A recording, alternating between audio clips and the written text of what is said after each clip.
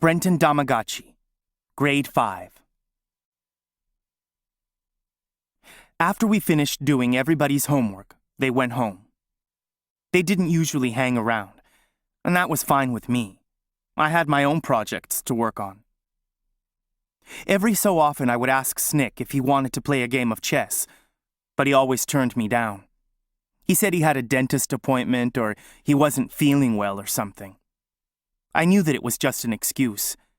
He didn't like me enough to get together unless we were doing our homework. That was fine. As I said, I really don't need or have time for friends. But it did please my mother to think they were my friends, and I like to please my mother.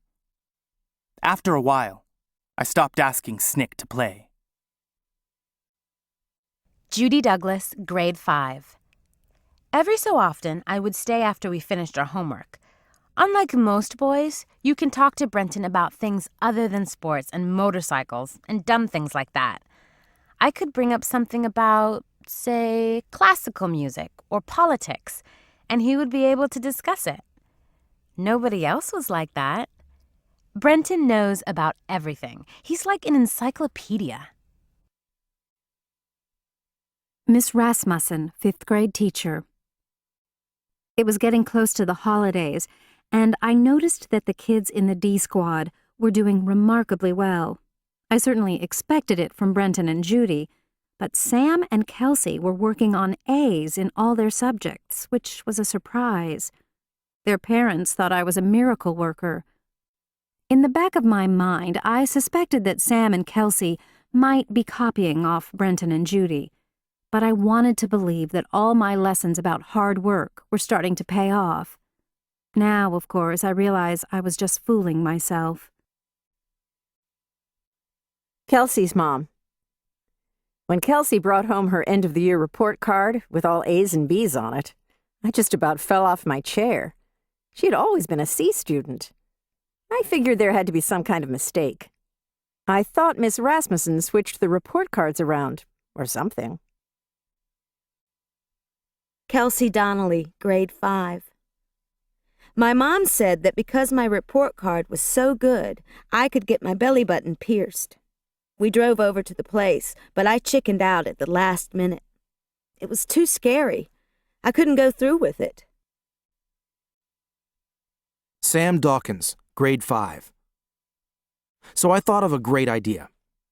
You know how McDonald's and Burger King and all those other fast food joints are in just about every town? Well, what if there was a Belch in every town? Kids could go there after school to get their homework done. That would be cool. Kids could ride in with their bikes, drop off their homework assignment at the first window, and then ride up to the second window a few minutes later to pick up their finished homework. We could call it McHomework. Just think of it. There are millions of kids in the United States.